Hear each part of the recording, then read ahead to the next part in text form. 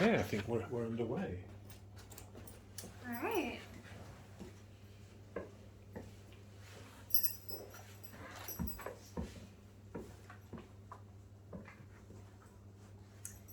Hello, my name is Angela Schumann and I am the Shakespeare Whisperer, and once again we are being joined by Dr. Peter Groves in our series on Measure for Measure. So, I think this is episode 4 now. Is it? Good Yeah, Lord. How fantastic. I think Yes. so.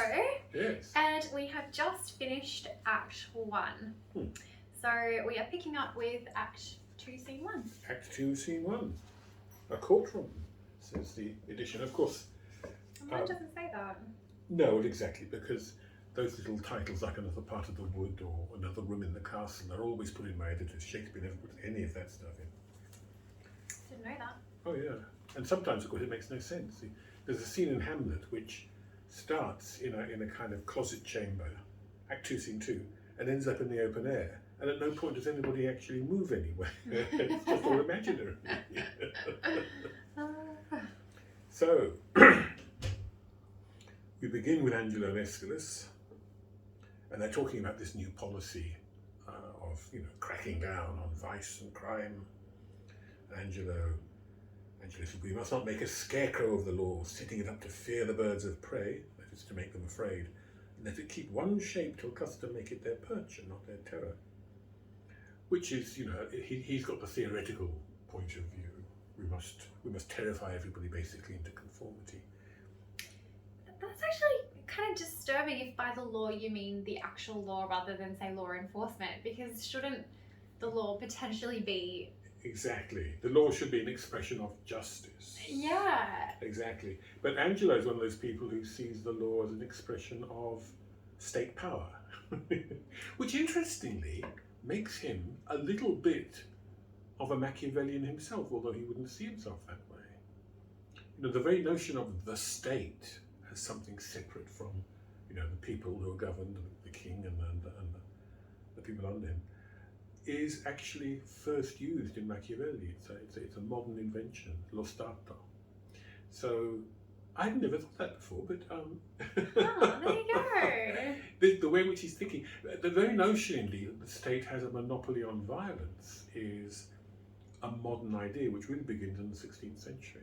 Before then, magnates, earls, all sorts of people were allowed to go around, beating up inferiors and demanding money and so on. Basically, the law kind of coped with it. So he, although he is theoretically all for justice, in fact is really for law as a kind of weapon of state terror. And Aeschylus is about justice, about individual justice.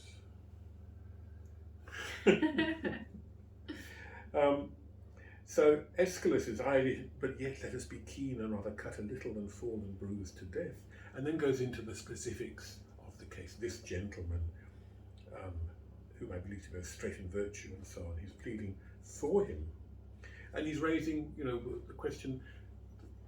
We have talked about the text that lies behind the play, but of course it's judge not that ye be not judged from Matthew. For with what measure ye mete shall it be meted unto ye. In other words, if you go around judging people harshly, you will be judged harshly. If you judge with charity, with understanding, with a Donne says famously of somebody, thou seest this man's fool, but thou seest not his wrestling, which is maybe such as his fool itself may be seen and approved by God. You can't get inside another person's skin, you can only sit outside and judge them from without, harshly. I'm still looking at the camera, though it's not working. No, but we're on we're on that secondary camera. Should I move it into a primary spot or well, we could try that. Bear with us. If we just move the chair. Yeah. Make sure it is working. Sorry about that. I think it's working. It worked last week. Yeah, it's working. Perfect. Okay. Sorry. Well, yes, we're not techies, as you may have guessed. Interestingly, with that measure for measure and judge not lest you be judged, I was listening to a podcast recently that was talking about the psychology of that and saying that you do, if you are more judgmental and harsh on yourself, you will be more harsh on others. Whereas if you're more forgiving of yourself, you'll be more forgiving of others, and vice versa. So that whole love your neighbour as yourself psychologically works. Yes, that's exactly right. And we were saying last time, well, not last week, but last time, whenever it was, that to describe Angelo, as the Duke does, as a man of stricture and abstinence means in the first instance he is strict upon himself. He's harsh and oppressive towards himself, and this makes him harsh and oppressive to other people. Yes, that's actually very interesting. It is, yeah. It's sort of counterintuitive at first. Yeah, that's right. But it seems to psychologically That's right. check out. Which suggests that Aeschylus has a lot of wisdom. I mean, he's the older man, he's more experienced, he's the older judge, if you like.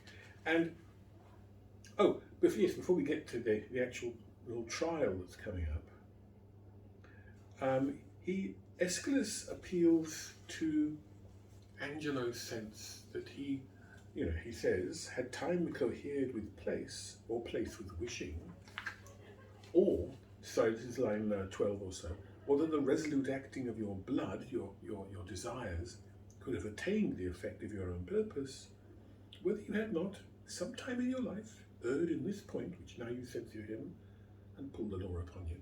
So, is it not possible that you might be guilty of this thing that you're judging him for? Judge not, that you be not judged. And Angelo's response is very sort of, unforgiving and arrogant, yes, very arrogant. It is one thing to be tempted, Aeschylus, he says sniffily, another thing to fall. And his argument takes a funny sideways swerve here, because he goes on to say, he goes on to argue about something quite different. He says, I not deny the jury passing on the prisoner's life may in the sworn 12 of a thief or two guilty in whom they try. That's not the point at issue. He goes on to explain that basically the law seizes upon what it can get. If the law doesn't discover a crime or doesn't uncover the criminal, then it doesn't punish them. But that's, of course, that again is taking Aeschylus's personal point about looking in your own heart and considering whether you might be guilty, which is, of course, something that Isabella very skillfully invokes. Will do. And treating it as a sort of an abstract question about the law and whether the law is entitled to punish even if some of the people passing sentence might be themselves guilty of something, because the law is a kind of abstract machine and can function, if you like, independently of the virtue of its operative. Yeah, he's happy to confess the guilt of other people. Exactly. Potentially. Haven't you ever felt like that? Well, I'm sure other people have. I'm doing the question. That's right. So he doesn't even understand, I think, what Aeschylus is saying to him. He turns it into a kind of theoretical point. Although it is one thing to be tempted, another thing to fall is then different to the idea that some of the jurors might be guilty. Oh yeah, so he starts. So that thing, I guess, he seems to be responding on the personal level. Like, have you ever done this? Well, I've been tempted. Yes, but I haven't fallen. I'm not one of those people. So it's a failure to understand the kind of, the frailty of humanity, if you like. And all this is beautifully brought out in the scene that follows, because it's a comic scene. It can be very funny if it's well done. Elbow and froth and Pompeii and all that lot. And the whole point about this scene, it's a kind of a complaint. There's a complaint here, and it's something to do with a dish of prunes and Elbow's wife, and Elbow's the justice of the peace, the kind of officer. And you cannot, because they just babble on in this scene, you cannot. It's very realistic in a way, exaggerated for comic effect, of course, but you can't tell exactly who did what to whom and why there's a complaint. It's just a lot of nonsense. But Aeschylus remains patient with them. Angelo gets increasingly impatient. And at the end of it, He storms out of the room, but, well, the lines will be different because it's prose, but about halfway through the scene, for me it's line 133, he says, "This will last out a night in Russia, where nights are longest there. I'll take my leave and leave you to the hearing of the cause, hoping you'll find good cause to whip them all," which is not exactly what you want to hear from a judge. It's kind of petty and vindictive and slightly sadistic, and it's quite interesting that Freud talks about this, that people who repress their own sexual desires find that those sexual desires will re-emerge in forms that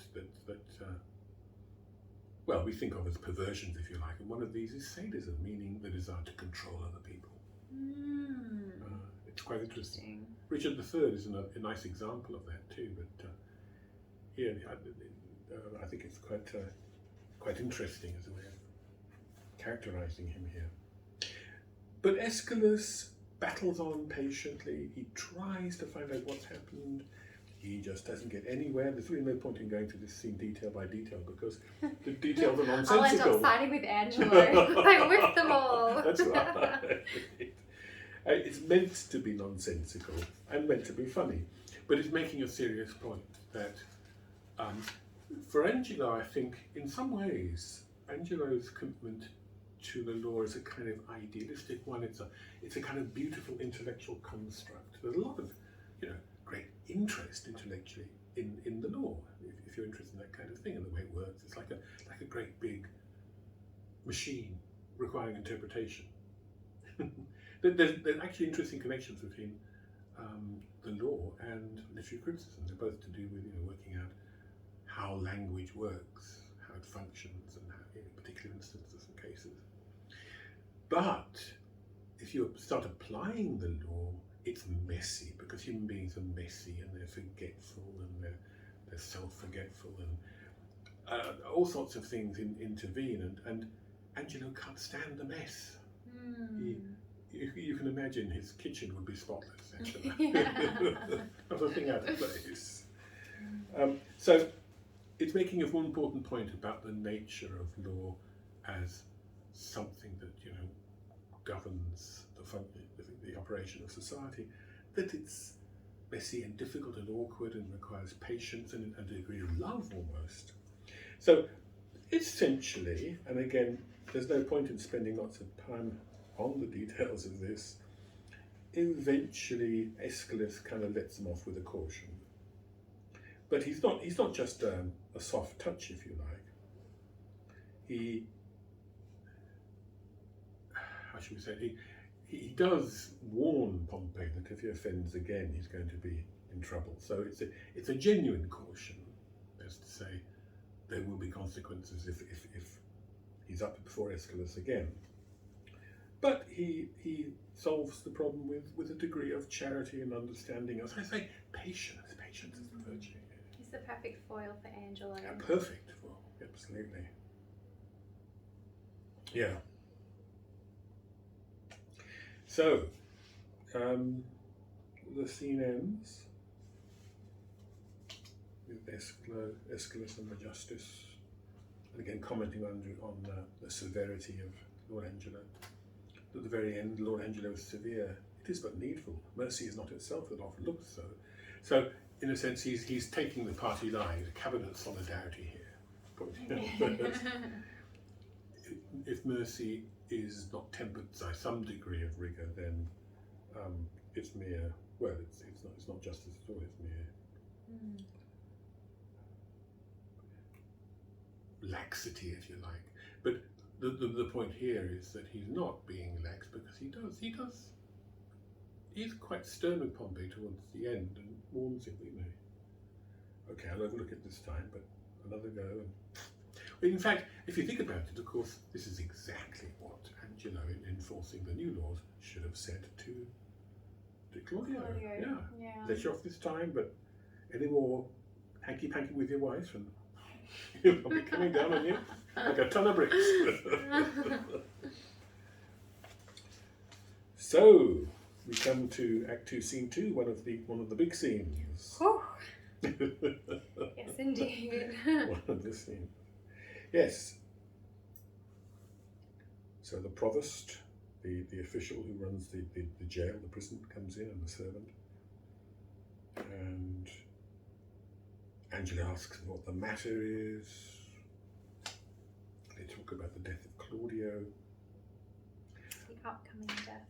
The upcoming death. Line 15, the provost says, what should be done so with the groaning Juliet? Groaning because, of course, she's very near her hour. near her hour. Next Thank you, line. yes, exactly. She will be groaning in childbirth.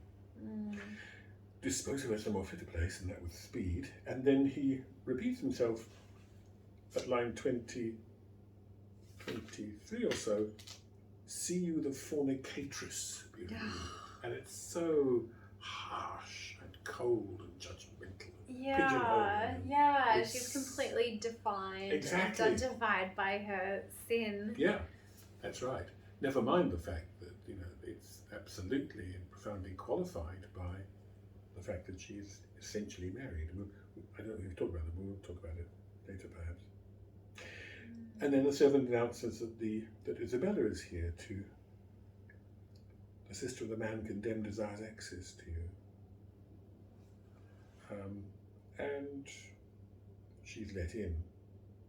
She's with Lucio, of course, which is an interesting point. She's not alone with Angela, which would be inappropriate, of course. Does the provost stay as well? I don't think he does, Yeah, no. Oh, he does, yes he does. Okay. Yeah. The provost is there too, that's right. That's right. The provost is very often kind of lurking in the background, isn't he? Silent observer. So she, and at the beginning, of course, she is, there's a big power differential between these two. Angelo is essentially the ruler. He has all the status and the power of the absolute ruler of Vienna. In his mouth lies mercy and mortality, as the Duke said in Act 1, Scene 1. Isabella she's a woman, for a start, unmarried. She's a nun, she's retiring. And She doesn't even have the spiritual authority of a nun yet. No. She's just no, indeed, a little novice. just a novice. And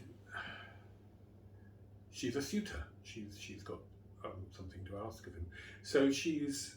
Not meaning like, I want to marry you. Oh, yes. Like, if you have, like, to sue for something, like we talked about. You're right. Just to clarify. We talked about last episode the line, when maidens sue, men give like gods, and to sue is to ask for something. So to be a suitor is to be somebody who's Yes, asking for something. exactly. Quite. And what's more, she's got this problem that what she is suing for is a pardon from a sin which she as a nun finds offensive and disgusting and so on. So she's in a doubly weak position here, and very unconfident of herself. So it's a very timid beginning. She says, Angela says, well, what's your suit? And she says, line 29, there is a vice that most I do abhor, and most desire should meet the blow of justice, for which I would not plead, but that I must, for which I must not plead, but that I am at war twixt will and will not. Not a good start. Honestly, really, Isabella, like, if you were pleading for my life, I'd be like, come on, girl, that is a pathetic start. Like, just so you know, I hate it too, and I'm kind of like on the fence about whether I should even ask you to spare my brother's life. I don't know, I'm kind of on the fence. There it is. I don't want to be here, but I have to be here to ask for this thing I don't really want. Like, ugh. Exactly. Ugh. It's not an impressive start. No, it's so cold. That's right.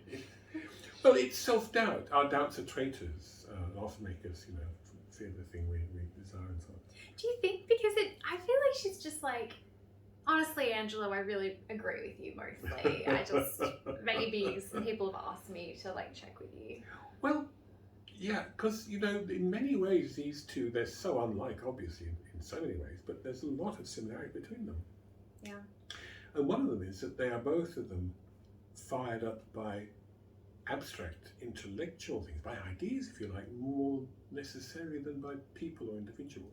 Not saying she doesn't love her brother, but she doesn't begin with a kind of passionate defense of him, because in the way of that is the fact of his crime, as it's seen, and she's repelled by that. So what she actually finds she can argue for is a different matter altogether, but it's still an abstract question, not her brother's life so much as the question of justice and mercy, in relation to justice and mercy. Yeah. That's what's so interesting. And another similarity between Isabella and Angelo is that they both think that they're better than other people, that they're above Yes. kind of sexual temptation. Again, Isabella's not kind of like, we can all relate. She's like, there is a vice I do abhor, that I most desire should make the law of justice. Like, really, out of all the possible vices, like, that's the one. Like, it's not, violence or murder or something, or treachery. It's like sleeping with your technically wife, but not quite. Exactly. But even lust itself, I mean, Dante is a good guide to this, to kind of, if you like, Catholic thought on these matters. And for Dante, lust, incontinence, is the least of the sins punished in hell. It's punished in the least hellish part of hell, the upper part of hell, as opposed to things like fraud and treachery and violence. And then at the bottom of hell, you've got Satan munching on traitors, Judas Iscariot and Brutus and Cassius? Well, whatever. Traitors, anyway. Traitors is the point. So she wouldn't be seen as... This is not an orthodox position she's taking here. And it's actually very interesting. Sorry to keep turning to Freud, but Freud is quite interesting. And he talks about the way in which... Because, now, yes, obviously, Shakespeare, just to get that out of the way, had never read Freud and couldn't read Freud. But Shakespeare read human beings, and Freud read human beings, and they haven't changed much in 400 years, not that much. So it's reasonable to talk about this. Freud talks about what he calls the reaction formation. When we are aware in ourselves of an impulse to something that is forbidden, that is held in contempt and so on, we may form a kind of exaggerated opposition to it. So the person who really wants to be sort of slovenly might form a kind of exaggerated cleanness and tidiness and neatness, a kind of artificial, almost hysterical, as it's called, reaction formation against these things. And so it almost suggests that in Isabella there is perhaps a kind of sensual side, the sensual side that was repelled by the austerity of the nunnery. And that her slightly hysterical reaction here, and when she, later on, with poor old Claudio, "Oh beast, oh coward, oh dishonest wretch," and all he wants is to live, almost suggests again the possibility of a reaction formation, which means that, again, this is a beautiful instance of a lack of self-knowledge. The very reason she and perhaps Angelo think that they are so strongly against lust, sex, is precisely because they're drawn to these things. And they fear that part of themselves, and they that. don't understand it, and they're ashamed of it, and they haven't integrated it properly, so they just suppress it and stuff it down, so it bursts out in these kind of irrational overcompensation of like, lust is the worst thing in the world, and I've never even had a thought about it ever, and all people who've had sex should die. That's right. So she begins in a very unpromising way.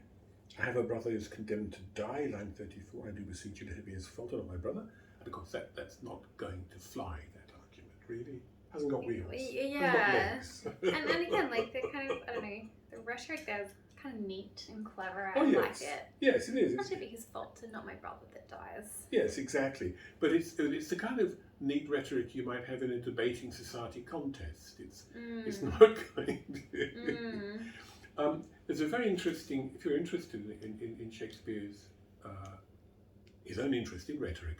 There's a marvellous scene in Julius Caesar where you've got two sorts of rhetoric working. The first is very overt. It's Brutus talking to the crowd, and it's beautiful, it's neat, it's elegant, it's shapely, and it sort of works, and people, oh yes. And they know that he's using rhetoric because it's like a dance, you know, it's like somebody's dancing, you can tell they're dancing. The second character is Mark Antony, and he's sly and sneaky, and he uses rhetoric in a concealed way, and a way that sort of gets at people in ways that they don't quite understand or can't put their finger on. And of course, he wins the day. He whips the mob up into, you know, a homicidal frenzy, basically. So, so she's using this textbook rhetoric here, but it's not going to cut the mustard.